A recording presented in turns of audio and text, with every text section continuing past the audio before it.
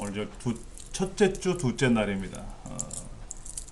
2017년이 안 올 것만 같더니만 벌써 5일인가요? 오늘이? 그렇게 빨리 시간이 지나가네요. 교재로는 21페이지에 나와 있는 파일 시스템에 관한 내용을 설명하도록 하겠습니다. 이거 했나요? 안 했죠? 보조기억장치에 저장되는 파일에 대해서 이러쿵 저러쿵 이런 말이 나오네요.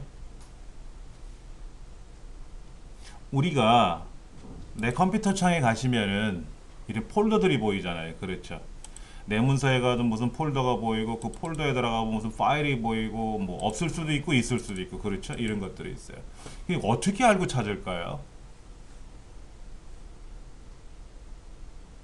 이 안에 어떻게 알고 찾아갈 수 있을까 하는 거죠. 이 안에 보면은 폴더들이, 파일들이 들어있지 않습니까? 과연 어떻게 알고 찾아갈까? 컴퓨터니까 찾아줄까? 막연한 생각을 해볼 수가 있을 거예요. 그렇죠.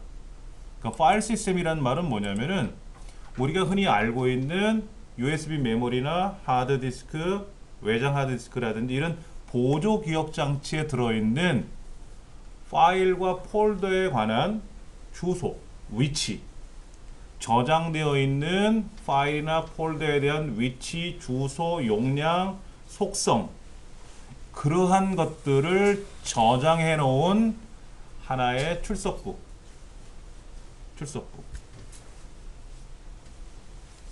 쉽게 말하면 그런 거 있죠. 우리가 그 주방에 가면은 뭐가 있다 모르잖아요. 모르니까 우리 어떻게 합니까? 다 할 일이 뒤적거리죠. 그러나 주부님들은 어때요? 싱크대 가면 어디에 뭐가 있고 다 알아요. 냉장고 어디 열면은 뭐 냉동실에는 뭐가 있고 싱싱고에는 뭐가 있고 안단 말이에요. 모르는 사람은 헤매요. 즉 모르면 무진장 시간이 오래 걸릴 텐데 알면 어떨까요? 금방 찾겠지요. 그렇게 찾아줄 수 있게끔 어떤 자료들의 목록을 보관해 놓는 하나의 출석부와 같은 형태를 우리는 파일 시스템이라고 그래요.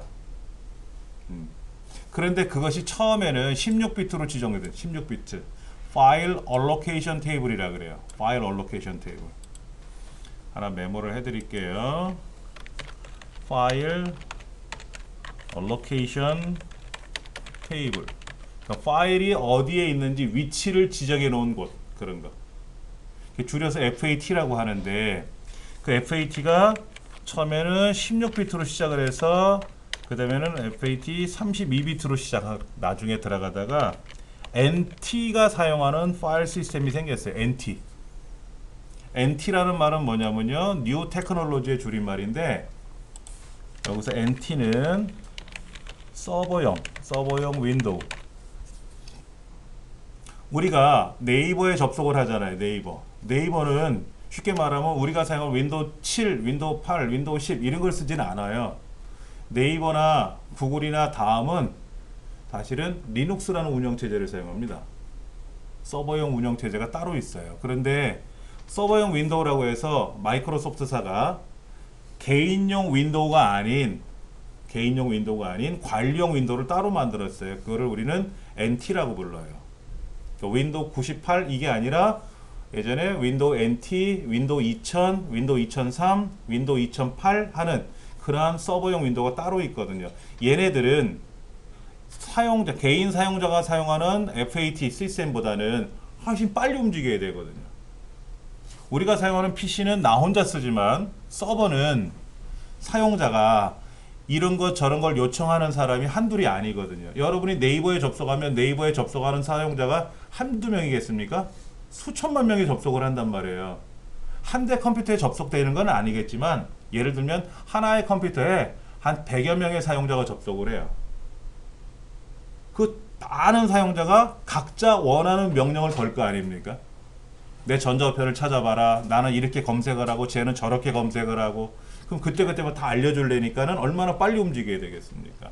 그렇게 해서 서버용 윈도우에 새로 만들어진 파일 시스템이 NT 파일 시스템이다. 그래서 NTFS라는 게 새로 생겼어요. 참고로 우리 강의실 컴퓨터에 있는 NTFS라고 되어 있죠? NTFS라고 되어 있어요. 제 USB 메모리도 NTFS로 되어 있어요. 근데 그렇지 않은 일반적인 USB 메모리 꽂으면은 한번 제가 꽂아 볼게요. 일반적인 USB 메모리는 어떻게 나오냐면은 이거는 뭐로 나올까? 이건 아주 오래된 USB 메모리를 제가 하나 꽂았는데요. FAT32라고 되겠네요. 그렇죠. FAT32, NTFS하고 파일 시스템이 다 달라요. 그런 걸 가지고 시험에 낸다라는 거죠. 난 태어나서 처음 들어보는 건데, 그런데 시험에는 내가 모르는 것들이 많이 나온다 그랬지 않습니까? 자, FAT16, FAT32, NTFS. 근데 지금 윈도우가 사용하는 윈도우 7이나 윈도우 8이나 윈도우 10에서는 반드시 NTFS로 포맷을 해야 돼요. 하드디스크는, 윈도우가 설치되는 하드디스크는 반드시 이렇게 하면 되고요. USB 메모리는 FAT32로 포맷을 해도 되고 NTFS로 포맷을 해도 된다. 포맷하는 방식에 따라 달라지는 겁니다. 하여튼 그런 게 있다더라 하는 것만 좀 기억을 해 주시기 바랍니다. 자, 그 다음 주요 부팅 메뉴에 대해서 보도록 하겠습니다. 부팅이란 메뉴는 뭐죠? 부팅? 최근에 그 이병헌 씨인가? 그 사람이 그 영화 출연한 거 있죠. 서부 총잡이로 나온 거. 7명의 그 서부 사나이가 나오는 그 헐리우드 영화 나온 거 있었잖아요. 제목은 저도 잘 모르겠습니다.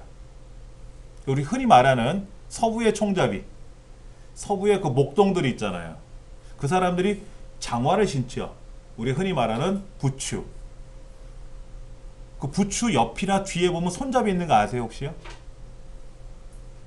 여러분도 혹시 운동화 보면 운동화 뒤나 옆에 손가락을 끼길 수 있는 그런 고리 같은 게 있는 게 있어요. 그 고리를 부트 스트랩이라고 부릅니다. 거기다 손을 집어넣고 발을 집어넣고 당기면 어떻게 될까? 쑥 들어가겠죠? 그게 부트 스트랩. 그걸 줄여서 우리는 부트 스트래핑, 부팅한다 그러는 거예요. 뭔가 빨리 작업이 이루어져서 발을 신발에 넣어야 걸어가든 뛰어가든 할 거 아닙니까? 그래야 일을 할 거 아닙니까? 부팅이라는 작업을 하게 되면은 그때부터 본격적인 일을 할 수 있다는 거죠. 부팅이 되지 않으면 일을 못 하는 거예요. 근데 부팅은 정상적으로 작동을 할 때는 그렇게 부팅이 되지만 정상적으로 작동을 하지 못하는 경우가 생기거든요. 컴퓨터가 막 작동 잘 되고 있다가 어느 날 갑자기 정전이 되거나 애들이 장난치다가 멀티탭 전원을 꺼버리면 어떻게 될까요? 컴퓨터 작업하다가 난리 날 거 아닙니까? 그리고 다시 전원을 공급하게 되면 어떻게 돼요? 정상적으로 부팅이 되지가 않을 수가 있다는 거예요.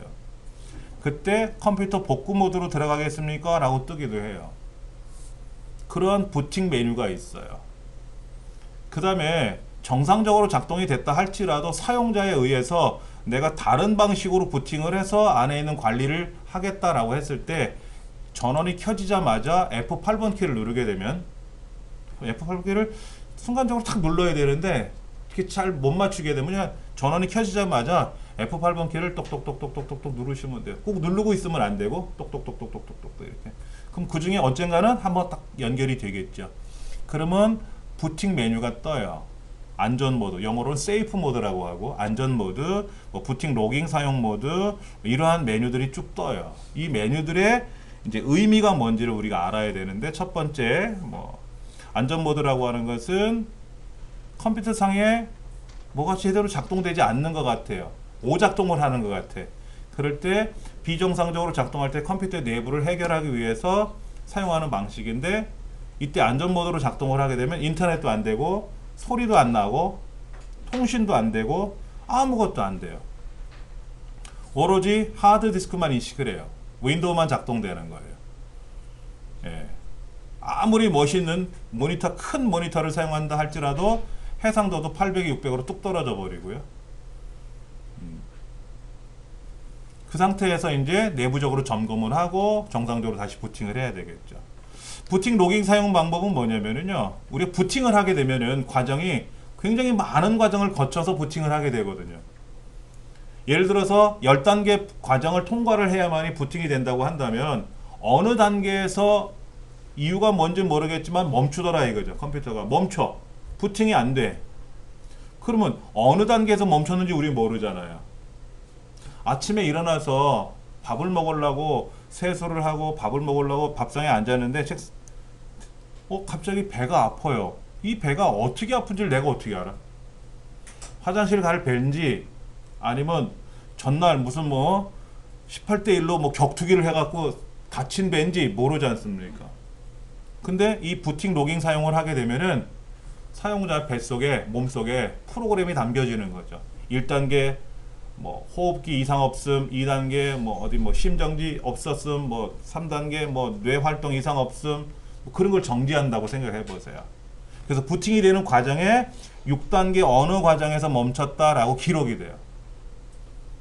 그러면 그 하드디스크를 떼다가 다른 정상적인 컴퓨터에 켜가지고 그 부팅 로깅 사용됐던 NT 부트 로그라고 하는 이 텍스트 파일을 열어보면은 흔히 말하는 블랙박스죠. 몇 단계에서 멈췄는지가 나오더라 이거죠. 그러면 이제 그 과정을 고쳐서 해결을 해주면 정상적으로 부팅이 될 거다 라든지 여러 가지 이런 것들이 있어요. 이게 이제 부팅을 하기 위한 방법들입니다. 시험에 그렇게 많이 나오지는 않았어요. 그렇죠.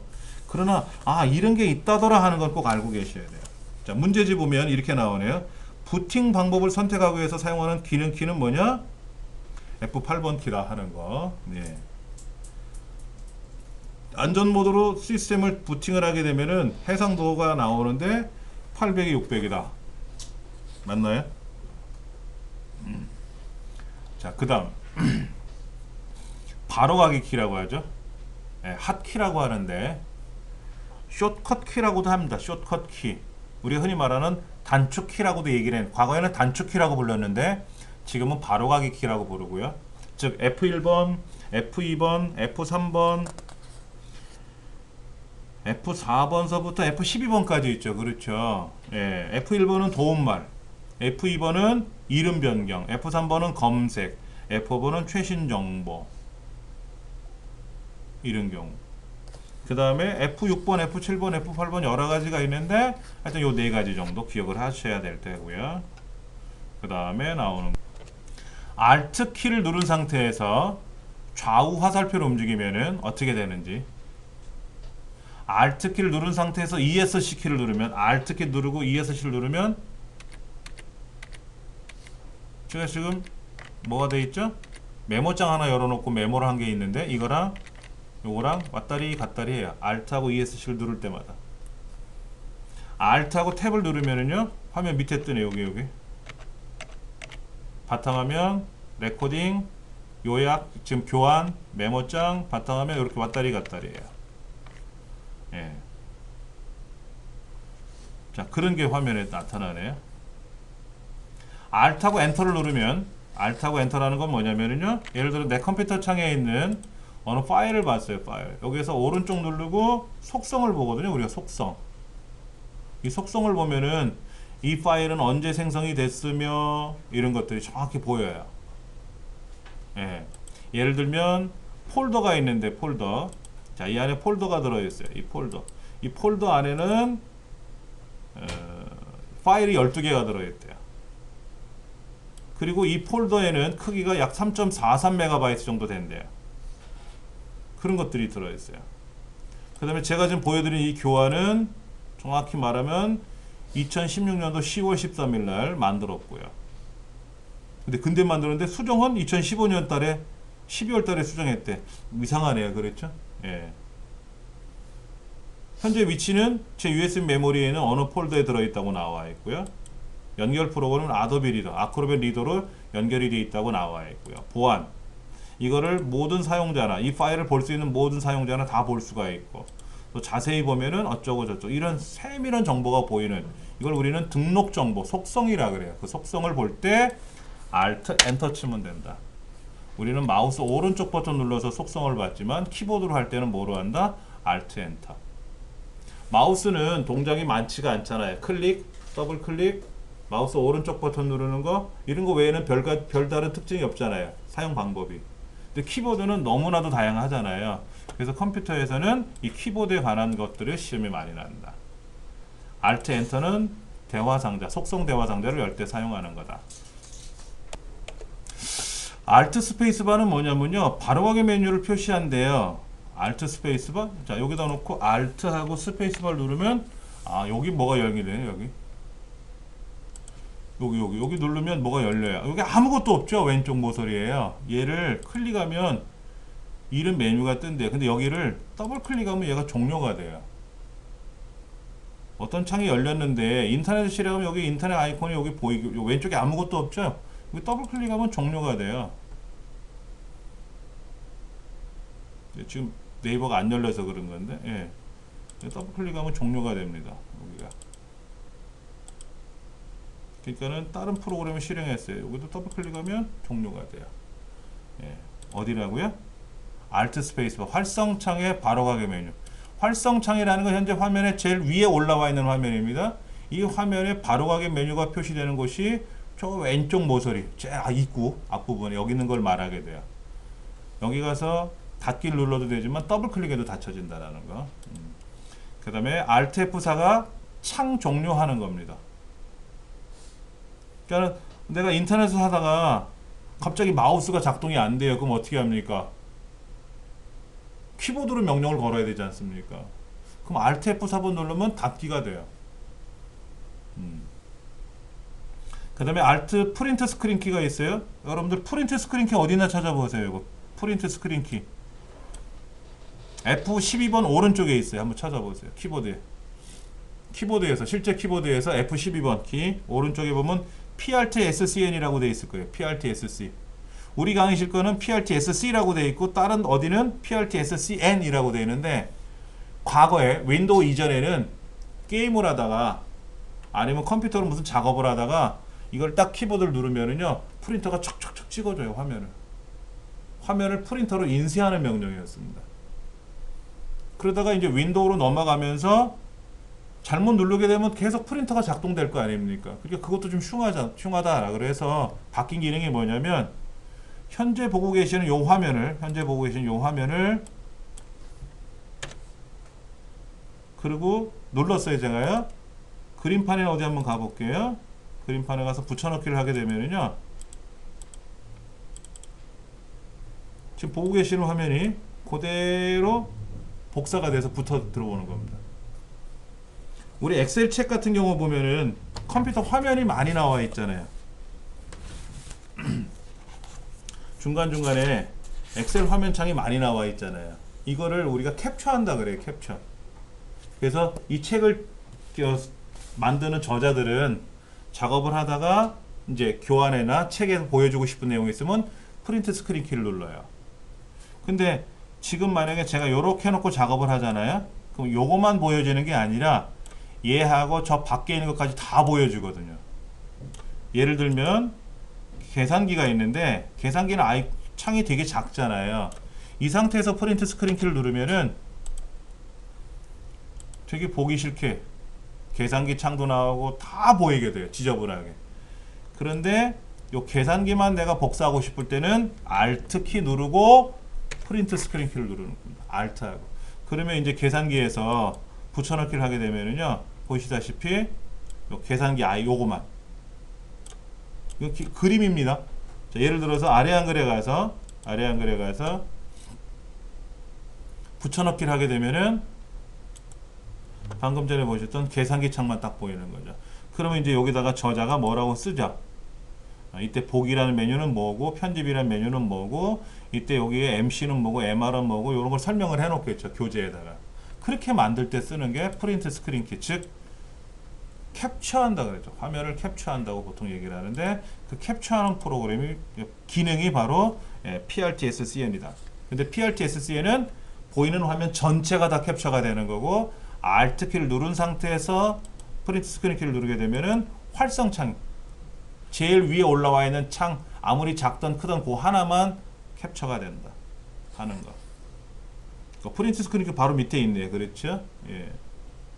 자, 그 다음에 이제 컨트롤하고 A를 누르면 뭐가 되죠? 전체 선택이죠. all 모두 선택. 컨트롤 B는 뭐죠? 컨트롤 B. 컨트롤 C는 뭐죠? 복사. 컨트롤 B는요 볼드라 그래서 글자를 진하게 해주는 거예요. 굵게 해주는 기능이 있죠. 진하게. 우리가 문서 작성할 때 블록 선택하고 굵게 표시해라는 명령을 걸 때 쓰는 게 컨트롤 B예요. 근데 그건 일단은 뭐 윈도우상에서 보통 안 쓰고 문서 작성할 때만 쓰는 거니까. 컨트롤 ESC는 뭐죠? 컨트롤 ESC를 누르면 시작 버튼 누른 거랑 똑같아요. 시작 버튼. 우리 시작 아이콘이 있죠? 그 키보드가 있잖아요. 로고 깃발 그려져 있는 거 있잖아요. 근데 컨트롤 ESC 눌러도 시작이다 하는 거죠. 그 다음에 컨트롤 쉬프트 ESC, 컨트롤 쉬프트 ESC 왼쪽에 쭉 있습니다. 누르면 이렇게 작업관리자 창이 떠요. 작업관리자. 현재 이 컴퓨터는 코어가 2개 있다.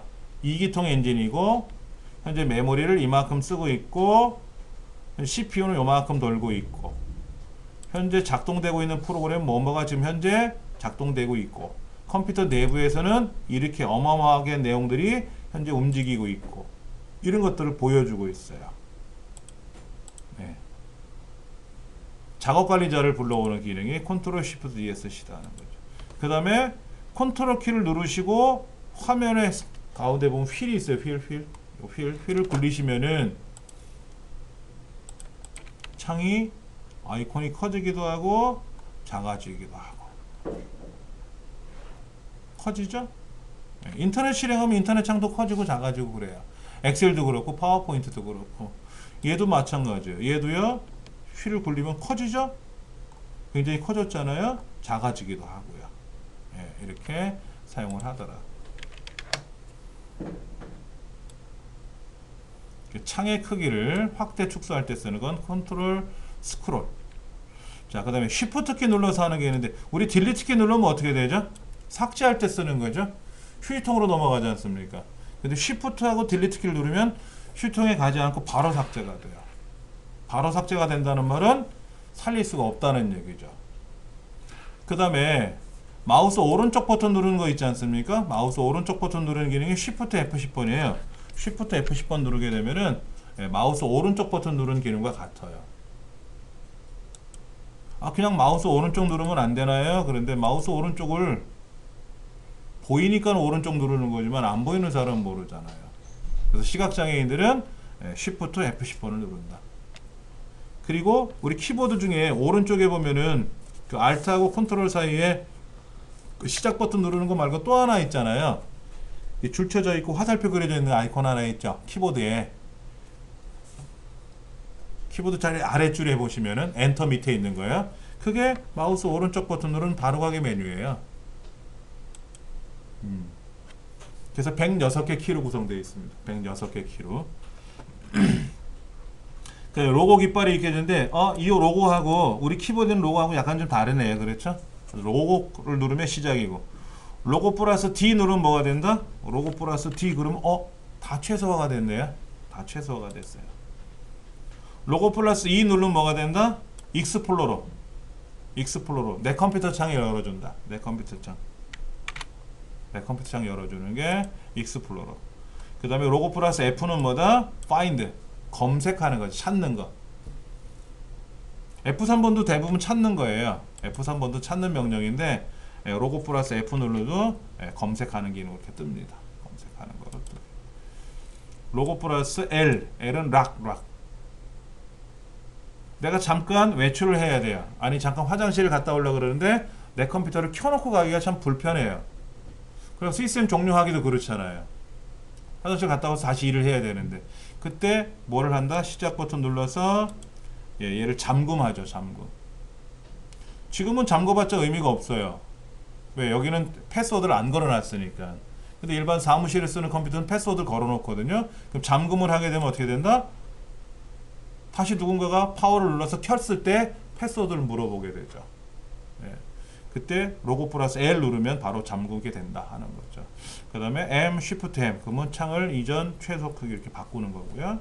Run 실행창을 열어주기도 하고 접근성 센터 로고 플러스 U 누르면 접근성 센터라고 해서 몸이 불편하신 분들을 위한 기능이에요. 윈도우 XP에서는 뭐라고 불렀냐면 4개 필요한 옵션. 휠체어 그림이 그려져 있는 4개 필요한 옵션이 있었는데 그것이 뭐로 바뀌었냐면 접근성 센터라고 해서 지체적으로 불편하신 분들, 청각장애, 지체장애, 그 다음에 시각장애 이런 장애가 있는 분들을 위한 기능들을 좀 넣어놓은 거다라는 거죠. 그런 것들이 들어있다라 하는 거. 그 다음에 또 뭐가 많네요. 밑에 보시면은 로고 플러스 뭐 스페이스바 누르는 거 있고요. 로고 플러스 홈이 있고요. 로고 플러스 좌우상하 한번 눌러보시면 좋아요. 어떤 창을 실행해 놓고요. 어떤 창을 실행해 놓고 로고 플러스 왼쪽, 오른쪽, 위쪽, 아래쪽 이렇게 창이 오른쪽 절반, 왼쪽 절반, 전체 이렇게 막 바뀌어요. 네, 한번 해보시면 어렵지 않게 하실 수가 있고요. 그 다음에 로고 플러스 G, 가젯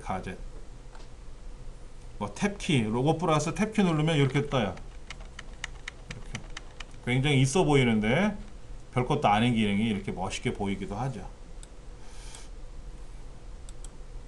그 다음에 퍼즈 브레이크라고 하는 게 있어요. 퍼즈 브레이크. 이거는 로고 플러스 퍼즈 브레이크. 퍼즈 브레이크는 그 프린트 스크린 키 오른쪽에 있습니다. 그럼 내 컴퓨터 창이 이렇게 뜨면서 시스템 등록 정보가 보여요. 퍼즈는 뭐냐면 잠깐 멈추세요 라는 뜻이 퍼즈고요. 브레이크는 뭐냐면은 하던 거를 완전히 종료해라 하는 뜻이죠. 뭐냐면은 우리가 이제 컴퓨터에서 한번 제가 이런 명령을 걸어 볼게요.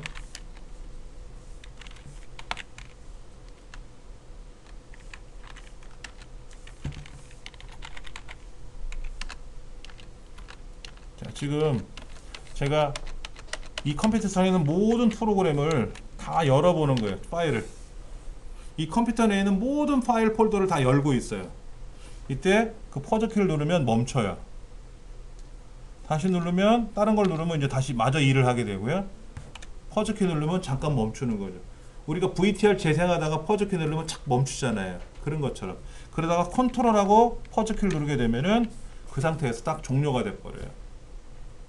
그러니까 윈도우상에서는 거의 안 쓰고 과거 도스 시절에 많이 쓰던 그 기능인데 그런 것들을 이용하는 방법 중에 하나가 로고 플러스 퍼즈 브레이크를 누르면 내 컴퓨터에 있는 내 컴퓨터 있잖아요. 내 컴퓨터 오른쪽 눌러서 속성 이 등록 정보 창을 누르면 이게 시스템 창이라 그래요.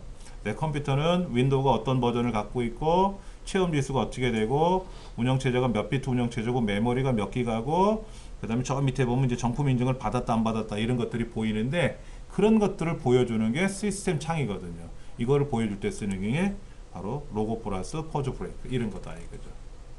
그러니까는 이런 키가 있다라는 것도 처음 보고 시스템 창도 처음 보신 분도 있고 에어로전은 3D를 처음 보시는 분도 있을 겁니다.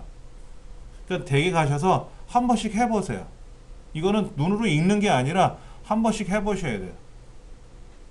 한번 보시게 되면 그래도 아 이런 게 있구나 라고 아실 수가 있겠죠.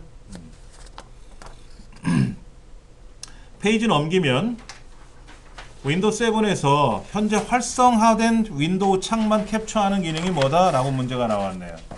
바로 뭐다? Alt 프린트 스크린 키죠. 즉 우리가 흔히 알고 있는 블럭을 설정해서 컨트롤 C 복사한 것처럼 복사가 되는 거예요. 그러면 뭐 한글이나 엑셀이나 파워포인트 창에 가서 붙여넣기를 누르면 캡처된 내용이 들어오게 되겠죠. 2번 단축키를 사용하여 창의 조작 등을 실행할 수 있다. 컨트롤 ESC 시작. 컨트롤 쉬프트. 컨트롤하고 쉬프트하고 알트 키는요. 컨트롤 키하고 쉬프트 키하고 알트 키는 독립적으로 못 움직입니다. ESC 키는 독립적으로 움직여요. 엔터도 독립적으로 움직이고 탭 키도 독립적으로 움직여요. 근데 컨트롤 쉬프트, 알트라는 세 개 키는 아무리 눌러봤자 의미가 없어요. 참고적으로 쉬프트 키를 하나, 둘, 셋, 넷, 다섯 그러면 장애인을 위한 접근성 센터 중에 고정키라는 거로 작동이 되는 경우는 있어요. 쉬프트 키를 5번 누르면. 그래서 쉬프트 키를 꾹 누르고 있다 보면 쉬프트 키 하다 보면 이상하게 작동이 되기도 해요. 놀라지 마시고 그냥 닫으시면 됩니다. 모르실 때는. 예하지 마시고 그냥 닫으시는 게 가장 좋겠고요. 그럼 여기서는 두 번째가 컨트롤 쉬프트 키를 누른다라는 거는 아닌 것 같아요. 원래 키에는 그런 기능이 없어요. 컨트롤하고 쉬프트하고 알트 키는 독립적으로 움직일 수가 없어요. 컨트롤하고 알파벳을 움직인다든지 컨트롤하고 뭐 화살표를 움직인다든지 뭐 이렇게 움직여야 되는 거죠. 자, 그 다음 문제. 바로가기 아이콘. 바로가기 아이콘 뭔지 아시죠? 요거 화살표 그려져 있는 아이콘. 우리가 바탕화면에 엑셀 아이콘이 없으니까는 시작 버튼 눌러서 모든 프로그램에 가서 요거 엑셀을 마우스로 이렇게 드래그 하게 되면은 같은 공간에 있는 것들이거든요. C 드라이브. 그래서 얘를 드래그하는 순간에 얘가 사라지고 나타나요. 그래서 얘를 복사하고 여기다 이제 붙여넣기를 하겠죠. 이제 이렇게 생기잖아요. 이렇게. 이게 바로가기 아이콘이죠. 가짜 아이콘. 그럼 진짜는 어디 있다? 진짜는 숨겨놨어요. 어디 숨겨놔서 볼게요. 여기 안 나타난다. 요걸 한번 해볼까? 얘 진짜가 어디 있는가? 얘 진짜는 D 드라이브에 이정민 훈장 폴더에 가면 있대요. 얘가 진짜래. 요게 진짜고 요건 가짜야. 요거 진짜, 요거 가짜. 그럼 진짜를 갖다 놓고 쓰지 왜 가짜를 놓고 쓸까요? 진짜가 사라지면 안 되잖아요. 원본이 사라지면 큰일 나지 않습니까? 그래서 짝퉁을 만들어 놓고 쓰는 거예요. 그래서 이 바로가기 아이콘 안에는 뭐만 들어있냐면은 실제 프로그램이 담겨져 있는 게 아니라 실제 프로그램이 담겨져 있는 위치만 연결해 주는 거예요. 그래서 얘를 더블 클릭하게 되면은 얘가 실제로 있었던 위치가 있었잖아요. 거기 가서 원본을 작동시키는 거예요. 얘가 작동되는 게 아니라. 즉 한글 2011이라는 요 바로가기 아이콘을 실행하면은 실제로는 어디에 있는 거냐면 여기 있는 거예요. 내 컴퓨터 안에 요게 실제 아이콘이에요. C 드라이브에 프로그램 파일스 86에 HNC HWP 80이라는 폴더 안에 들어있는 얘가 진짜인데, 그래서 밖에 있는 요 가짜를 더블 클릭하게 되면은 얘가 일로 착 와가지고 여기서 따단 하고 실행이 되는 거다. 근데 이 원본이 사라지게 되면, 손상을 입게 되면 어떻게 됩니까? 이 전체가 다 먹통이 돼버리기 때문에 가짜만 만들어 놓고 쓰는 거죠. 가짜를. 그게 바로가기 아이콘이다라는 거죠. 그래서 폴더나 파일, 디스크 드라이브, 다른 컴퓨터, 프린터, 하여튼 모든 것들을 다 바로가기 아이콘 만들 수가 있고, 실제는 화살표가 없고 가짜는 화살표가 있고 진짜는 없고, 그리고 이 바로가기 아이콘은 LNK라는 확장자를 갖게 되고 여러 개를 만들 수가 있고, 예. 원본이 사라진다 할지라도 얘가 사라지진 않아요. 작동은 안 될지 몰라도. 그렇죠? 실제 아이콘이 사라졌다 하더라도 바로가기 아이콘이 사라지진 않아요. 작동은 안 될지라도. 그러나 바로가기 아이콘을 삭제하면 어떻게 됩니까? 바로가기 아이콘만 삭제된 거죠. 실제 아이콘도 손상을 입은 건 아니잖아요. 어차피 별개니까. 원본 파일에 있는 위치와 관계없이 만들 수가 있다. 그래서 바로가기 아이콘은 만들어서 내가 아무데나 왔다리 갔다리 할 수가 있어요. 예를 들면 제가 사용하는 요 USB 메모리 안에 요 2017-1이라고 하는 게 있어요. 여기 보면 템프라는 게 있고요. 강좌 동영상 여기 요 노란색으로 수업하고 이렇게 노란색 아이콘이 그려져 있는 거는 뭐다? 바로가기 아이콘이에요. 제가 이거를 더블 클릭하게 되면은 작동이 안 되죠? 자, 이거 더블 클릭하면 작동이 안 돼요. 왜? 이거 저희 집 컴퓨터랑 연결되어 있는 거예요. 그래서 제가 이 USB 메모리를 집에서 꽂아가지고 얘를 더블 클릭하면 저희 집 컴퓨터에 자동으로 촥 연결이 되죠. 이것도 마찬가지예요. 이렇게 다 해놨어요. 왜냐면 왼쪽 폴더가 많이 있다 보니까 여기서 찾아가지고 이건가 저건가 이 귀찮은 거라. 그래서 제가 만들어 놓은 거예요. 얘를 더블 클릭하면 알아서 글로 착 가게끔. 편하게 쓰려고. 편하게 써야 편하잖아요. 그렇죠? 예. 원본 파일을 삭제하면 해당 파일은 실행되지 않겠죠. 예. 그런 것들 기억을 하셔야 될 것 같습니다. 거기에 관한 문제들도 나와 있어요. 참고를 좀 하셔야 되겠고요. 자, 바로가기 메뉴를 이용을 해서 바로가기 아이콘을 만드는 방법. 바로가기 아이콘 만드는 방법이 몇 가지가 있다고요? 하나, 둘, 셋, 넷, 5가지가 있다네. 어떻게 만들어요? 이렇게 한번 해볼까요? 요거 진짜죠? 이건 파워포인트로 만든 진짜인데 오른쪽 눌러서 바로 가게 만들기. 그럼 어떻게 돼요? 그게 하나 만들어졌어요. 이건 가짜고 이건 진짜예요. 또 다른 방법은 뭐가 돼 있죠? 파일에 가서 바로 가게 만들기라고 있네요. 자, 클릭하고 여기 파일이 없네. 내 컴퓨터에 가면 바탕화면에 가서 요거였죠, 요거요, 요거. 여기 가서 파일에 가서 바로 가게 만들기. 즉 오른쪽 버튼 눌러서 바로 가게 만드는 게 아니라 여기 파일에 가서 바로 가게 만들기 이렇게 누르셔도 되고. 그 다음에 또 어떻게 만들어요? 마우스 오른쪽 버튼으로 끌고 간대요.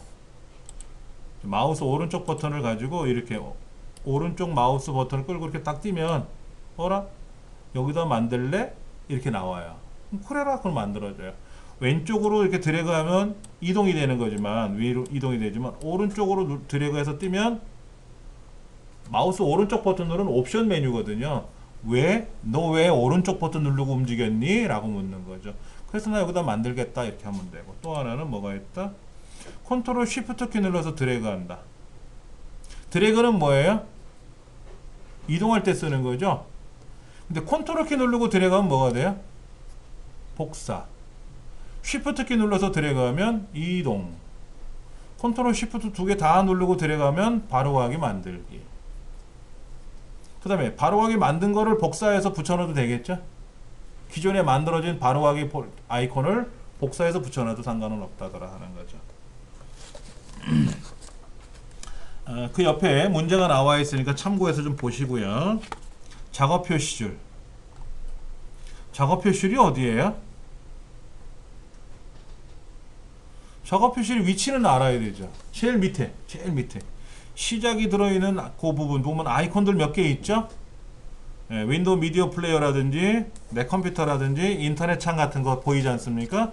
그 동네를 우리는 바로가기 아이콘, 작업 표시라고 하는데 이 작업 표시에 가서 마우스 오른쪽 눌러가지고 속성을 보거나 잠금을 하거나 뭐 이렇게 잠금을 하지 않으면은요 제가 이걸 마우스를 끌고 이렇게 올릴 수도 있고 얘를 옆으로 오른쪽으로 왼쪽으로 막 움직일 수가 있어요. 근데 여기다가 잠금을 해버리면 이렇게 잠금을 해버렸잖아요. 잠금을 해버리면 얘를 끌고 못 가요. 대신에 못 가면 속성창에 가서 위로 가세요 라고 하면 위로 올라가고 아래로 내려가세요 라고 하면 아래로 내려가는 가요. 드래그를 못하는 것 뿐이지. 잠금을 풀면은 내가 마음대로 끌고 움직일 수가 있고요. 마음대로 끌고 움직일 수도 있고. 그 다음에 이것도 위치를 두 줄로 이렇게 한 줄이 아니라 여러 줄로 이렇게 여러 줄을 만들 수도 있어요. 작업 표시를 여러 줄이면 작업할 때 편리성은 있습니다. 작업 공간이 줄어들어서 그렇지. 편리성도 있어요. 그런 것도 있고. 그런 것들을 여기 나와주는데 자동 숨기기, 작은 아이콘 만들기, 화면에서의 작업 표시를 위치, 아까 왼쪽, 오른쪽, 위아래 뭐 이거 했는데 그런 거라든지. 그 다음에 작업 표시 단추라는 것도 있어요. 요것도 댁에 가서 하나씩 보시기 바랍니다. 예. 에어로피크로 바탕화면 보기라는 게 저 끄트머리에 있어요. 요거. 끄트머리 요거에 있는데 이 에어로피크 기능을 활성화시키면 컴퓨터 성능이 좋으면 괜찮은데 성능이 안 좋으면 버벅거린다 그래요. 그래서 에어로피크 기능을 해제시키기도 합니다. 컴퓨터 성능이 좀 안 좋은 것들은. 예. 그러니까 쉽게 말하면 윈도우 7이 탑재돼서 판매된 컴퓨터는 괜찮아요. 근데 윈도우 7이 탑재되지 않은 컴퓨터들, 즉 과거에 윈도우 XP를 갖고 사용하다가 윈도우 7로 업그레이드를 하는 경우도 있단 말이에요. 그렇죠. 그런 컴퓨터 같은 경우에는 에어로피크 기능이 과연 활성화가 됐을 때 좋을지 나쁠지는 우리는 모르거든요. 있으니까 사용하는 거죠. 그럴 때 에어로피크 기능을 사용할 거냐 말 거냐 하는 거를 요거를 해제를 하면 어떻게 된다? 마우스를 갖다 대도 누르면 바탕화면이 나오지만 바탕화면이 나와요. 그렇죠? 그런데 이게 활성화되어 있다면은요 마우스만 갖다 대도 사라졌다 나타났다 이러잖아요. 안 누르고도. 근데 이거는 성능이 좋아야만 된다 하는 거죠. 뭐 그런 기능들이 이 안에 들어있으니까 좀 읽어보시기 바랍니다. 그 다음에 또 나오는 게 뭐가 있나요? 시작 메뉴. 그 작업 표시에 가서 속성에 가보시면은 여기 이제 시작 메뉴, 도구 모음 두 가지가 있어요. 이 시작 메뉴에 가서 우리가 쉽게 말하면 여기 시스템 종료라고 되어 있잖아요. 여러분 파워 스위치 누르면 시스템 종료가 돼요. 시작 시스템 종료를 하지 않고 그냥 파워만 눌러서 시스템 종료가 돼요. 근데 이거를 만약에 절전으로 바꿔놓고 하면요, 이제 파워를 누르면 뭐가 된다? 절전으로 가는 거예요. 절전. 절전은 뭐 하는 겁니까? 동면에 빠지는 게 동면. 쉽게 말하면 이런 겁니다. 여러분들이 식사를 하러 가야 돼요. 그런데 지금 컴퓨터 작업을 굉장히 많이 펼쳐놨어요. 엑셀, 파워포인트 다 열어놓고 인터넷 창에서 뭐를 좀 검색하다가 그 정보를 꺼내가지고 엑셀로 넣어야 되고 파워포인트를 가져야 되고 뭐 일을 굉장히 많이 해야 되는데 밥은 먹어야 되겠고, 그럴 때 어떻게 됩니까? 시작 버튼 눌러서 시스템 종료를 하게 되면은 다시 엑셀 열어놓고 파워포인트 열어놓고 아까 하던 거 검색 다시 찾아야 되고 불편하잖아요. 그럴 때 뭐를 하냐면 절전을 해놓는 거예요. 절전.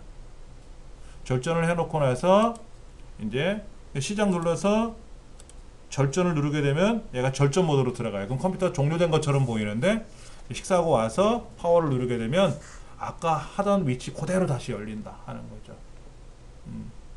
굉장히 좋은 거예요. 이거는 그런 것들도 있으니까 참고하시면 좋겠고요. 노트북 사용자들은 뚜껑을 덮어놓고 나가시면 절전이 돼요. 무조건. 예. 그렇게 사용하시면 되고, 그러니까는 뭐 며칠 동안 컴퓨터를 안 쓸 거라면 시스템 종료를 해야 되겠지만은 아침에 작업하던 거 그대로 직장에 와서 노트북을 펼쳐갖고 일을 마저 해야 된다든지 이런 경우에는 굳이 시스템 종료를 하지 말고 뚜껑만 덮어놓고 절전 모드로 와서 이쪽에 와서 이제 다시 전원을 연결하면 되는 거죠. 배터리도 오래 가요. 그렇게 되면은. 네. 그렇게 하는 기능이 있다더라 하는 거. 그 다음에 개인정보 뭐 이런 것도 있고요. 예, 여러 가지 이런 거 있다는 거 기억을 좀 하시기 바랍니다. 너무 많아요, 솔직히. 자, 그 다음에 시작 메뉴라고 하는 걸 한번 가볼게요. 시작 메뉴. 시작 메뉴라는 건 뭐예요? 시작 눌렀을 때 나오는 거죠. 자, 시작 메뉴는 뭐가 있나요? 보세요. 왼쪽에 있는 거와 오른쪽으로 이렇게 나눠져 있는데, 오른쪽에는 사용자 계정, 그 다음에 문서, 사진, 음악, 여러가지 즐겨찾기, 제어판 이런 것들이 보이고, 왼쪽에는 사용자가 이미 한 번쯤은 사용했던 명령들이 보이고, 그리고 모든 프로그램을 클릭하면 이 컴퓨터 안에 설치되어 있는 모든 프로그램 다 보이는 거죠. 예. 그래서 뭐 안철수 연구소 백신도 보이고, 그 다음에 엑셀, 파워포인트 이런 것도 보이고, 예, 2013 버전도 보이고, 2013은 마이크로소프트 오피스 2013이라는 폴더 안에 들어가고요. 2016 버전은 여기에 깔리더라고요. 위에. 겉에 깔리더라고요. 지저분한데 예, 그렇게 깔리더라고요. 그리고 뭐 여기 이런 것도 보이네요. 게임 이런 거, 그 다음에 뭐 보조 프로그램, 뭐 시작 프로그램. 여러분 시작 프로그램의 의미가 뭔지 아세요? 여기 아무것도 없이 비어 있다고 나와 있잖아요. 시작 프로그램. 자, 제가 이 시작 프로그램 오른쪽 눌러서 열기를 눌렀어요. 아무것도 없죠? 아무것도 없잖아요. 그럼 이 시작 프로그램 폴더의 의미는 뭐냐면요. 예를 들면 이런 거예요. 요즘 컴퓨터를 잘 배우려고 공부를 하고 있는데 타자가 난 좀 느린 것 같아. 그래서 컴퓨터를 켜면 타자 연습부터 하고 있더라 이거야. 내 스스로가. 그러면 컴퓨터 전원을 켜고 나면 자동으로 바탕화면이 열리고, 그때 내가 뭐를 하죠? 시작 눌러서 타자 연습을 실행할 거 아닙니까? 그렇게 하지 말고요. 타자 연습 요거 있죠? 얘를 복사해서 여기다 붙여 놓는 거예요. 그리고 전원을 이제 껐다가 다시 켜게 되면은요, 항상 타자 연습이 먼저 작동이 돼요. 켜지자마자 자동으로. 얼마나 편합니까? 자동으로 열리니까 얘가. 예. 그럴 때 사용하는 기능이다라는 거 기억을 하시면 좋을 것 같아요. 지금은 필요 없으니까 이제 닫아버릴 거고요. 자, 시작 메뉴 같은 기능들이 있다더라 하는 거. 그 다음에 그 점프 목록이라고 들어있죠? 점프 목록. 점프 목록은 뭡니까? 요거 화살표 그려져 있는 거 있죠? 엑셀 2013에 점프 목록, 시작에도 점프 목록, 그 다음에 여기 이 파워포인트 여기도 점프 목록, 아래 한글도 점프 목록, 메모장도 점프 목록, 이런 것들이 보이는데, 이런 점프 목록이라고 하는 것이 과거에 사용했던 것들이죠. 예. 그래서 그런 것들을 우리가 이제 사용할 수가 있고요. 모든 프로그램 이 안에는 점프 목록이 안 보여요. 그래서 밖으로 나가면 여기는 점프 목록이 보이는 거죠.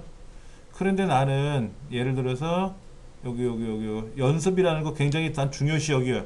그래서 항상 얘를 열어봐야 돼. 그럼 얘를 앞쪽으로 고정을 시켜 놓으면 얘는 안 지워진다 하는 거. 다시 풀면 고정해서 빠지는 거고요. 그런 게 있다더라. 화살표가 열리는 거. 예. 그거 이제 점프 목록이라는 거. 점프 목록에 나오는 문제들도 몇 개 나와 있죠. 예. 출제 예상이라고만 나와 있네요. 자, 그 다음 윈도우 탐색기에 관한 기능. 윈도우 탐색기 기능은 탐색기가 뭔지는 알고 이제 하셔야 되잖아요. 탐색기는 우리가 흔히 알고 있는 내 컴퓨터 창 이거예요. 내 컴퓨터 창. 예, 뭐 즐겨찾기가 보이든 다운로드가 보이든 문서가 보이든 이렇게 보이는 거. 얘를 우리는 익스플로러. 그래서 얘를 탐색기라고 하죠.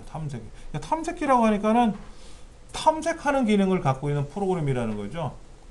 예, 그래서 그거를 영어로는 익스플로러, 우리가 흔히 말고 있는 인터넷, 얘는 인터넷 익스플로러 IE, 인터넷 익스플로러. 그 다음에 우리가 흔히 알고 있는 내 컴퓨터 창, 이거는 익스플로러, 탐험하는 거. 그래서 로고 플러스 알파벳 E를 누르게 되면 얘가 열리는 거죠. 아까 했던 대로. 그래서 내 컴퓨터에 설치되는 디스크 드라이브, C 드라이브, D 드라이브, 제어판, 뭐 응용 프로그램, 파일, 폴더, 이런 것들을 관리할 수 있고 모든 작업을 수행할 수 있는 공간이다. 그리고 얘들은 계층 구조로 표시된다. 계층 구조라는 게 뭐예요? 예, 즐겨찾기 안에는 뭐가 있고, C 드라이브, 컴퓨터 안에는 C 드라이브, D 드라이브, US 메모리가 보이고, 이 C 드라이브 안에는 또 여러 가지 폴더가 보이고, 이렇게 저렇게 막 이런 것들이 보여요. 그리고 계층 구조라고 하죠. 트리 구조. 트리가 밑에가 이제 뿌리가 있고, 줄기가 있고, 가지가 있고, 이파리가 있고 하는 것처럼 얘를 거꾸로 매달아 놓으면 되는 거예요. 거꾸로 매달아 놓으면 위에 뿌리가 있고 밑으로 이파리가 열린 것처럼 보이는 구조. 레이아웃 구조에 가서 이거를 선택할 수가 있고, 뭐 파일도 인쇄할 수도 있고, 예, 여러 가지 이런 말들이 보인다는 거. 그 다음에 폴더를 보시면은 폴더 여기 있네요. 지금 내 컴퓨터 창에 보니까 C 드라이브, D 드라이브가 보이는데 자세히 보시면 이 C 드라이브가 화살표가 이렇게 삼각형이 오른쪽을 가리켜요. 오른쪽 화살표가 하얀색으로. 그래서 얘를 더블 클릭하게 되면 얘가 펼쳐지거나 또는 하얀색 화살표를 클릭하면 펼쳐지게 되는데, 펼쳐지면은 얘가 약간 45도 각도 아래를 가리켜요. 검은색으로 변하면서 아래를 가리켜요. 이렇게 45도 각도를. 그렇게 되면 얘는 열린 거고요. 열린 것 안에는 또 이 하얀색 화살표가 보이죠. 화살표 보이는데, 하얀색 화살표가 있는 애들은 그 안에 뭐가 있다는 뜻이고, 하얀색 화살표가 없는 폴더도 있죠. 얘들은 그 안에 아무것도 없다. 즉 폴더가 없다라는 얘기죠. 폴더가. 파일은 있는데 폴더가 없다. 즉 얘는 또 다른 폴더가 있는 폴더가 하나 있고 없는 폴더도 있고, 그렇죠? 요거 얘는 또 다른 폴더가 있는 폴더, 없는 폴더, 있는 폴더, 있는 폴더, 없는 폴더, 없는 폴더, 없는 폴더, 이렇게 보이더라. 이 폴더들을 마우스를 클릭할 때마다 열려요. 이렇게 열리는데, 이때 별표를 누르게 되면, 오른쪽 숫자판에 있는 별표를 누르게 되면은 얘가 한꺼번에 열립니다. 한번 보여드릴게요. 한꺼번에 쪼록 열렸어요. 그럼 만약에 C 드라이브에다 놓고 별표를 누르면 어떻게 될까요? 이 C 드라이브 속에 있는 모든 폴더가 다 펼쳐져요. 근데 누르지 마세요. 컴퓨터 멈춰버릴 수 있으니까. 왜 그러냐면요, 이 안에는 폴더가 굉장히 많을 수가 있어요. 폴더가 지금 4,000 몇 개 보이죠? 4,500개, 4,600, 700개, 4,800개, 5,000개 넘어가잖아요. 6,000개, 7,000개 이제 가는데 이 폴더들이 제가 여기다 별표를 딱 누르는 순간 7,000개, 8,000개 폴더가 다 열려야만 컴퓨터가 멈춰요. 그동안에는 컴퓨터 못 쓰거든요. 그러니까 하지 마시고 뭐 특정 폴더 하나를 선택해서 별표를 누르면 보세요. 얘네들이 이렇게 한꺼번에 쭉 펼쳐지죠. 요 몇 가지 정도는 열려져요. 근데 예를 들어서 여기 프로그램 파일스라든지 윈도우즈라든지 예를 든 폴더들이 많거든요. 굉장히 많은 폴더가 구성되어 있기 때문에 누르는 건 좀 금물이다 라는 거. 별표를 누르면 이렇게 된다라는 거. 왼쪽 방향키 뭐 이런 거. 백스페이스 누르면 어떻게 된다는 거. 검정색 화살표는 뭐고 뭐 앞에 동글뱅이 표시는 뭐고 이런 거 있어요. 메뉴는 뭐냐면 요거예요. 요거 화살표가 있는 메뉴가 있고요. 화살표가 있는 메뉴가 있고 예. 화살표가 있는 메뉴가 있고 뭐가 체크되어 있는 메뉴도 있고 체크가 되어 있지 않은 메뉴도 있고. 자, 아까 메모장을 한번 열어본다면은 이렇게 점점점 있는 메뉴가 있고요. 점점점 메뉴가 있는 거 있고 어떤 거는 흐린 색도 있네요. 흐린 색. 어떤 건 진한 거, 어떤 건 흐린 것도 있어요. 어떤 건 체크가 되어 있어요. 즉 자동 줄바꿈을 선택이 안 되어 있고 제가 클릭하면 자동 줄바꿈이 선택되어 있는 거고 점점점은 뭐다? 또 다른 메뉴가 열린다. 아, 대화 상자가 열린다. 대화 상자. 이게 대화 상자가 열린다. 그 다음에 아까 여기 있는 메뉴를 본다면 이렇게 화살표가 있는 메뉴는 뭐냐면 또 다른 메뉴가 있다. 또 다른 메뉴가 있다라는 뜻이고 체크가 되어 있는 거는 현재 스크롤 사용을 보고 있는 거고 그 다음에 어떤 애들은 흐린 색은 현재 작동되지 않는 거고 블록을 선택을 하면은 얘가 이제 선택이 될 수도 있고 이런 거 점점점은 또 대화 상자 메뉴가 흐리게 된 거는 사용할 수 없는 메뉴 이런 것들 돼 있다더라 하는 거죠. 그 다음에 라이브러리라는 말도 보이네요. 라이브러리라는 것이 윈도우 7에 들어오면서 새로 나온 기능이라고 제가 첫날 말씀을 드린 것 같고요. 시작 버튼 내 컴퓨터 창에 가면 왼쪽에 라이브러리가 보이는데 이 라이브러리들은 자료들을 즉 내문서 사용자 계정에 있는 내문서하고 공용 문서에 있는 문서를 묶어서 문서라는 라이브러리를 만들어 놨다고 제가 말씀을 드렸는데 하여튼 그런 문서들 그런 여러 가지들을 여기저기 흩어져 있는 것들을 묶어서 보여주는 가상의 폴더다. 라이브러리는 내가 더 만들어 놓을 수도 있고 구성품 내용을 조정할 수도 있고 근데 그렇게 세밀하게 시험에 내지는 않아요. 라이브러리 모른다고 해서 컴퓨터를 모르는 건 아니더라고요. 그래서 심하게 내지는 않아요. 그 다음에 파일과 폴더의 속성 얘기가 나오나요? 네, 파일과 폴더의 속성. 우리 그 첫날 폴더 옵션 했었나요? 확장자가 보이게끔 하는 거 했었잖아요. 그렇죠. 예, 그 안에 가보면 우리가 이제 복이라는 메뉴에 가서 했었죠. 복이라는 메뉴에 가서 어디 여기에는 없나? 확장명 표시를 우리 지정하는 거를 보여주지 않겠다라고 한 걸 우리는 보여라라고 한 거였잖아요. 그렇죠. 뭐 그런 거라든지 예. 숨어 있는 것들도 표시되게끔 해라. 숨어져 있는 거. 이 안에 숨어져 있는 게 있나? 숨겨져 있는 게 있어요. 솔직히. 왜 숨겨놨을까요? 중요한 거는 안 보여줘요.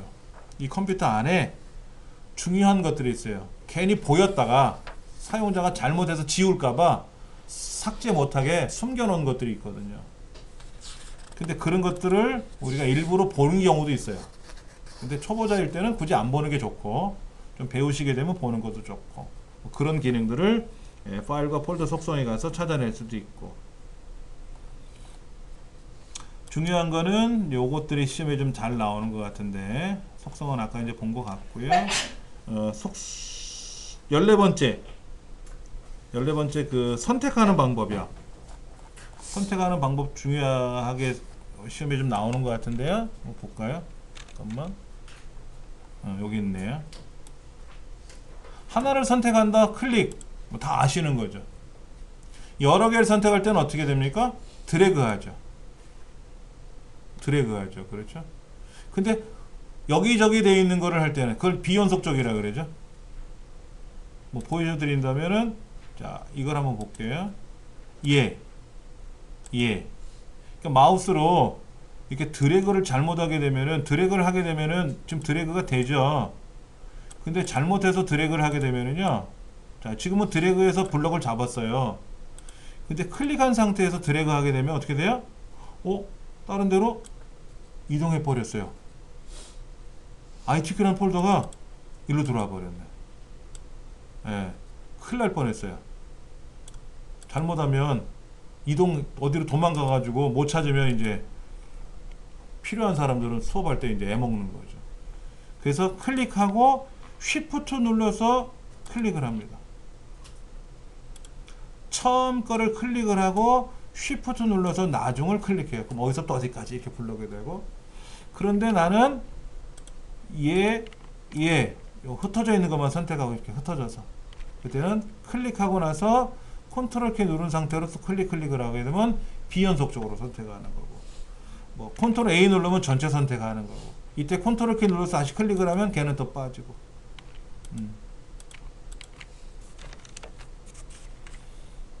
그 다음에 예를 들어서 나는 요거 선택을 했는데 요거 반대 거를 선택하고 싶어 그러면 편집에 가서 반전 그러면 반대로 선택이 되는 거죠. 반대로. 예. 이건 뭐죠? 개개비 반전하는 기능도 있다더라 하는 거. 클립보드는 뭡니까 여러분들? 많이 들어보신 건데 블럭 잡아서 우리 복사하죠. 복사라는 명령을 걸면 아까 우리 프린트 스크린 키 눌렀었잖아요. 알트 키 누른다든지 그래서 화면을 캡처했잖아요. 그러면 그것들이 클립보드라는 곳에 저장이 돼요. 클립, 집게, 보드판 여기는 없는데 이런 거 있었죠. 예전에 여기 집게 달려있는 판때기 연습장 집어넣어서 이렇게 하는 거. 초등학교 문방구에 가면 집게판이라고 팝니다. 영문으로는 클립보드라고 하죠. 그래서 내가 복사 명령을 걸면 뭐가 하나 딱 기록이 되는 거예요. 그래서 얘를 붙여넣기 하면 계속 붙는 거고요. 그런데 복사를 한 번 더 다른데 예를 들어서 여기를 블럭 잡아서 복사해 놓고 저쪽에 가서 블럭을 잡아서 복사를 하게 되면 아까 복사한 내용은 사라지고 나중 복사한 것만 저장이 돼요. 클립보드는 하나만 저장합니다. 하나만. 그게 그림이든 뭐든지 간에 한 개만 저장해요. 한 개만. 가장 최근에 것 하나만. 그리고 이 클립보드는 주기억 장치를 사용합니다. 지금 보시는 이 문서는 보조기억 장치에 있어요. 제 교환은 제 USB 메모리에 들어있는 거예요. 그러나 우리가 블럭을 잡아서 뭔지 몰라도 복사를 이렇게 하지 않습니까? 그럼 이 복사된 내용은 보조기억 장치가 아니라 주기억 장치에 저장이 돼요. 그래서 전원을 껐다 켜게 되면은 주기억 장치는 지워지거든요. 보조기억 장치는 살아있지만. 그래서 클립보드도 지워져요. 자, 주기억 장치와 보조기억 장치를 한번 좀 볼게요.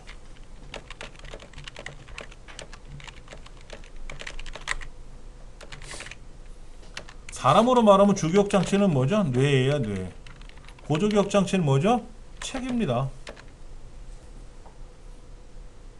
우리가 지금 공부하고 있는 이 책이 보조기억 장치예요. 근데 시험장에는 이 보조기억 장치를 못 갖고 들어가요. 오로지 주기억 장치만 사용을 해야 돼요. 그러니까는 보조기억 장치에 들어있는 내용을 주기억 장치로 부지런히 다 기억을 시켜야 돼요. 그렇죠. 그게 공부하는 방법이죠. 근데 주기억 장치 특징이 뭐가 있냐면 잘 지워지죠. 돌아서면 까먹고 며칠 지나면 까먹고. 그러니까 어떻게 됩니까? 까먹기 전에 또 기억하고 부지런히 계속 기억을 시켜놔야 돼요. 근데 저처럼 오래 한 사람은 오랫동안 기억이 돼 있으니까 괜찮은데 저도 만약에 제가 이 과정하고 상관없는 다른 직종에서 일을 한다거나 이 일을 안 하게도 오랫동안 세월이 지나면은 까먹게 되죠. 지금은 연관성 있는 게 머릿속에 많이 박혀 있는 바람에 기억이 잘 되고 있지만 이와 연관 없는 다른 직종의 일을 하게 되거나 하게 되면은 주기억 장치에 있는 내용들이 사라지는 경우도 있어요. 그러니까는 부지런히 저장을 시켜야 돼요. 쉽게 말하면 우리가 전원을 켜면 우리 PC에 전원을 켜면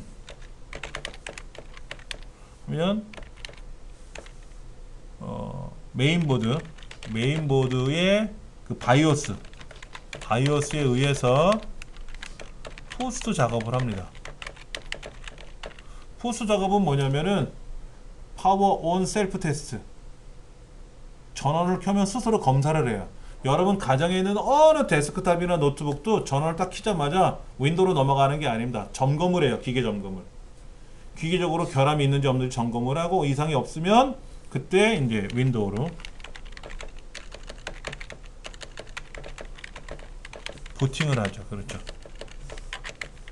부팅을 하게 되는데 이 부팅이라고 하는 것이 다시 말하면 보조기억장치에 있는 윈도우가 어디로? 주기억장치에 로딩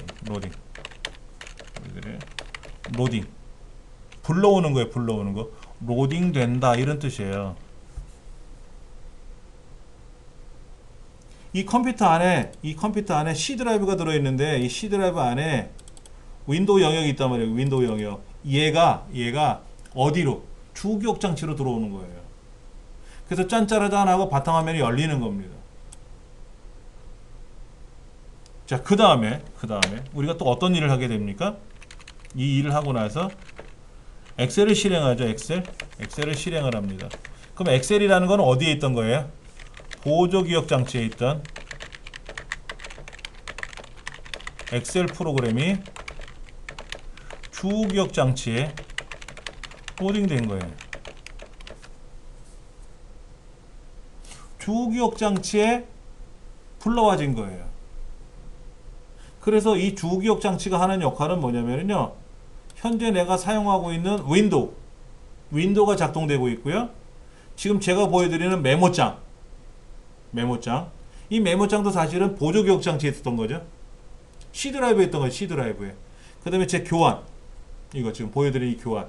얘들 다 보조기억장치에 있던 건데 얘들을 실행하면은 엑셀을 실행하던 어떤 아리안가를 실행하던 뭐 실행을 하게 되면은 이때 보조기억장치에 있는 프로그램이 주기억장치에 들어오는 거예요. 또 하나 프로그램을 실행해서 데이터를 입력하죠. 지금 제가 보조기억장치 메모장 이 메모장을 실행해서 글자를 쓰고 있지 않습니까? 그러면 이 데이터를 입력하는 거는 주기억장치에 보관되고 있는 거예요. 그런데 주기억장치는 전원이 꺼지면 어떻게 돼요? 내용이 지워지지 않습니까? 만약 이 상태에서 제가 종료를 했는데 저장 안 한다 그러면 꽝 되는 거잖아요. 또 정전이 되거나 그러면 위험하지 않습니까? 이 데이터 소실되잖아요. 그래서 우리 뭐 하는 겁니까? 보조기억장치에 저장을 해야 되겠죠. 저장을 해놔야 다음에 두고두고 쓸 수 있겠죠. 그러면 주기억장치는 하는 일이 뭐다? 현재 실행되어 있는 윈도우와 사용자가 실행하는 프로그램을 작동시켜주고 사용자가 입력한 데이터가 저장되는 것이에요. 내가 포토샵을 실행해서 포토샵으로 멋있게 그림을 불러와서 그래픽을 하고 있단 말이에요. 그러면 포토샵 프로그램은 주기억장치가 아니라 보조기억장치에 있던 애고 디카로 찍은 사진도 보조기억장치에 있던 애들인데 제가 포토샵을 실행해서 포토샵으로 디카로 찍은 사진을 불러왔으면 그게 바로 주기억장치에서 작동되고 있는 거예요. 그래 놓고 나서 내가 저장을 하지 않고 그대로 끝내버리면 작업하던 게 소실되잖아요. 그러면 다시 더 이상 찾아낼 수가 없죠. 그래서 저장을 하는 거예요. 저장하는 이유가 뭐예요? 다음에 더 써먹으려고. 그렇게 주기억장치와 보조기억장치의 역할이 좀 달라요. 근데 주기억장치는 비싸요. 용량도 그렇게 크지 않고요. 보조기억장치는 용량이 크고 저렴해요. 그래서 보통 강의실에 있는 컴퓨터들은 보조기억장치는 여유있게 구매를 해서 쓰지만 주기억장치가 이렇게 널널하지는 않아요. 우리 가정에 있는 컴퓨터들도 마찬가지예요. 주기억장치가 비싸다 보니까는 주기억장치가 적어서 용량이 적어서 프로그램이 버벅거린다고 보통 얘기를 하는데 용량을 늘려주시면 좋은 거죠. 예, 그러면 굉장히 잘 돌아갑니다. 보통 그렇게 얘기를 해요. 한 6GB 이상 정도 메모리를 써야 좋다. 근데 보통 4기가짜리 두 개를 꽂으면 8기가가 되니까 8GB 메모리를 탑재해 놓고 쓰면은 뭐 포토샵이나 웬만한 프로는 다 돌아가요. 우리 가정에서. 예. 그 다음에 또 하나 좀 볼까요? 아까 그 프린트 스크린 키하고 알트 프린트 스크린 키 얘도 마찬가지로 클립보드에 저장이 되는 거죠. 예, 그거를 말씀을 드렸습니다. 휴지통은 뭐죠? 휴지통은 뭔지 아시죠?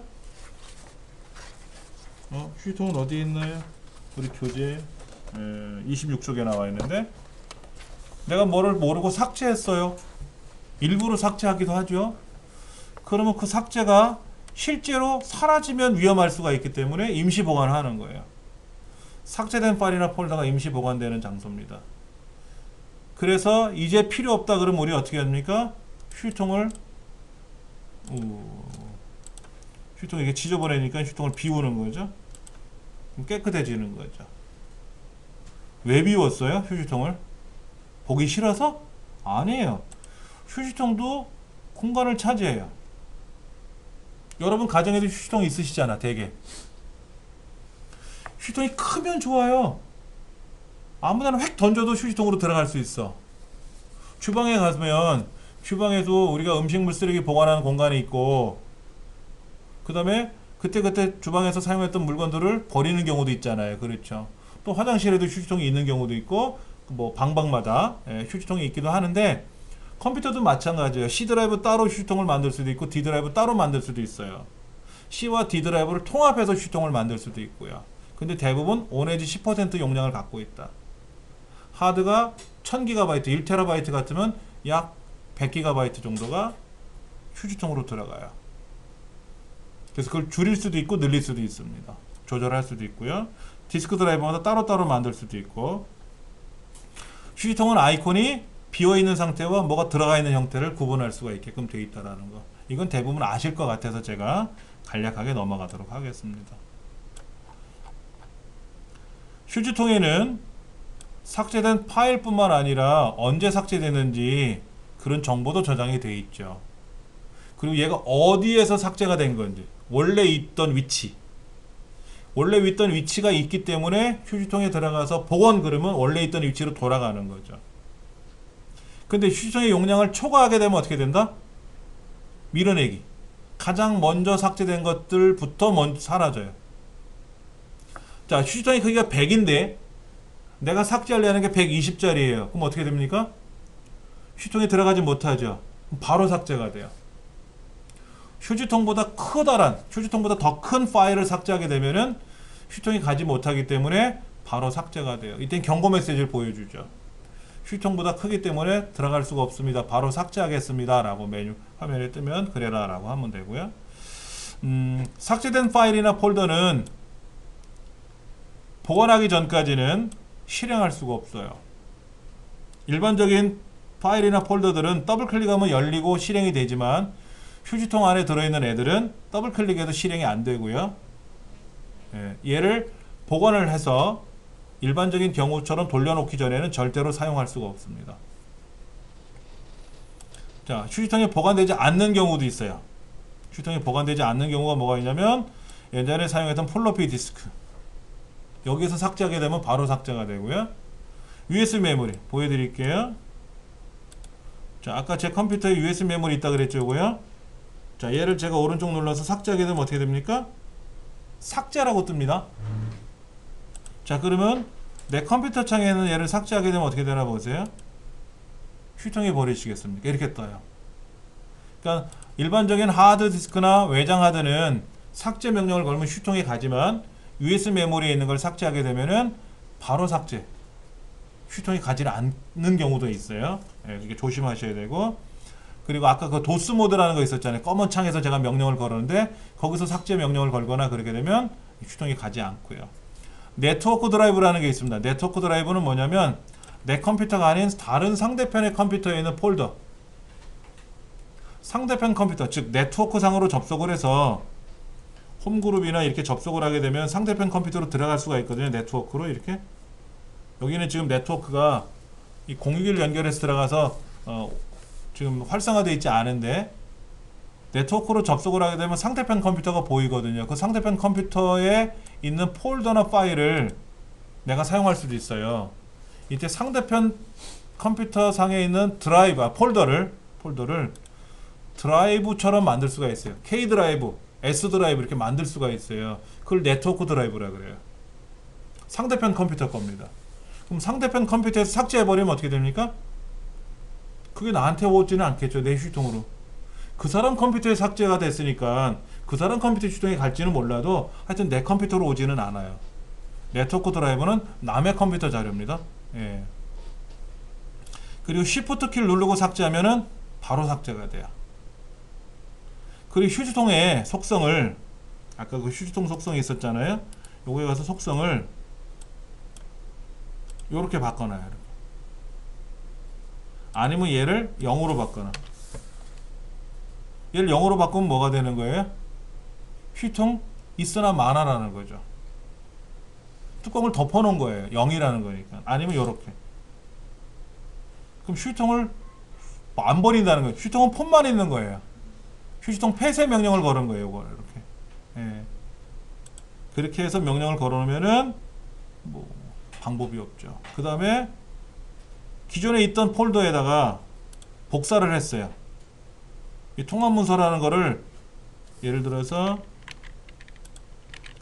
제가 이 통합문서를 고칠 거예요.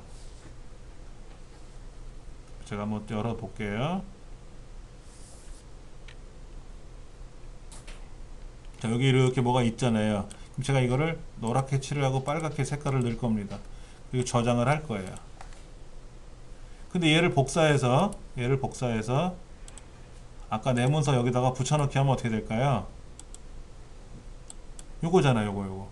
얘를 덮어쓰기 해버리면 어떻게 된다?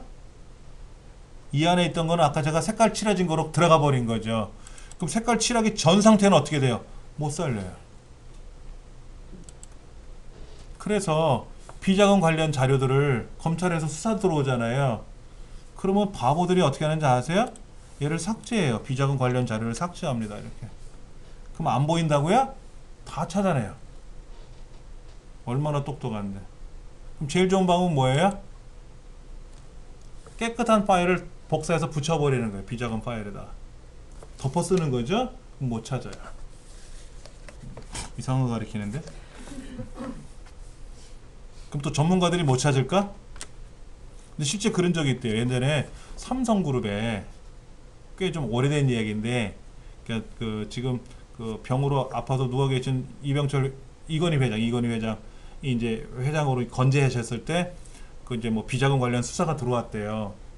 근데 이제 다른 회사들은 다 비자금 관련 이제 검찰에서 압수수색해서 다 걸렸는데 삼성만 안 걸린 거야. 아무리 전문가들이 찾아봐도 데이터가 없다라는 거예요. 난리가 난 거야. 근데 누군가가 내부 고발이 있었던 거예요. 알고 봤더니 컴퓨터를 교체해 놓은 거예요. 그 비자금 관련 데이터가 있는 컴퓨터들은 저기 미술관 어디 창고에다 처박아 놓고 새 컴퓨터를 갖다 놨대요. 그 새 컴퓨터는 아무것도 없었잖아요. 그러니까 그건 아무리 전문가가 찾아도 없는 거지. 근데 그렇게 넘어갈 줄 알았는데 누군가가 이제 고발을 해버려가지고 걸린 거죠. 그렇게 하는 바람에 그분이 또 뭐 어쩌고 저쩌고 또 이런 일이 생겼던 거죠. 나쁜 짓 하면 안 돼요. 제일 좋은 거는 망치로 두들겨 패서 없애는 방법이 제일 좋습니다. 그러면 본인도 못 찾지 이제 또. 그러니까 그게 문제죠. 하여튼 나쁜 짓을 하면 안 된다는 거. 자, 영구 삭제하는 방법이 있어요. 휴지통에 들어가는데 제가 조금 전에 휴지통 비우기를 했단 말이에요. 여기 와서 휴지통 비우기를 했었어요. 그럼 휴지통 속에 있는 거는 사라졌죠? 그럼 휴지통을 비우면은 못 살립니까? 윈도우에서는 못 살려요. 그러나 웬만한 기술이 있으면 다 살려낼 수 있습니다. 저도 어느 정도 기술은 갖고 있어요. 그 다음에 가장 힘든 게 그런 거예요. 스마트폰으로 뭐 사진을 찍었어. 증거 사진을 찍었는데 모르고 삭제한 거야. 그러면 큰일 났잖아요. 증거 사진이 없어졌으니까 다 복원할 수 있어요. 복원할 수 있어요. 좀 방법이 어려워서 그런 거지 비용이 들어서 그런 거지 다 해결할 수가 있다 하는 거. 자, 복원 방법은 여러 가지가 나와 있으니까 이거 시험에도 나오는 거예요. 그러나 휴지통 안에는 복사가 안 돼요. 보여드릴게요.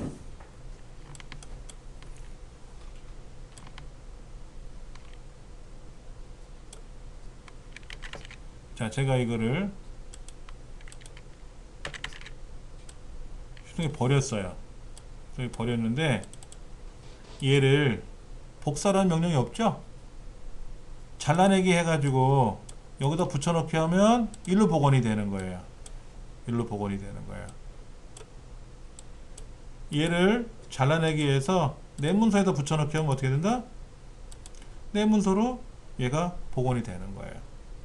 자, 여기 있는 거를 지금 깨끗해졌죠, 그렇죠? 복원이 되는 방법이 그런 겁니다. 복원하는 방법이 여러 가지가 있는데 휴지통 안에 들어있는 거는 절대로 뭐가 없다? 복사라는 명령이 없다. 잘라내기 붙여넣기만 된다 하는 거 기억을 하시게 될 것 같아요. 이제 보조 프로그램에 관한 내용은 다음 시간에 설명을 드리도록 하겠습니다.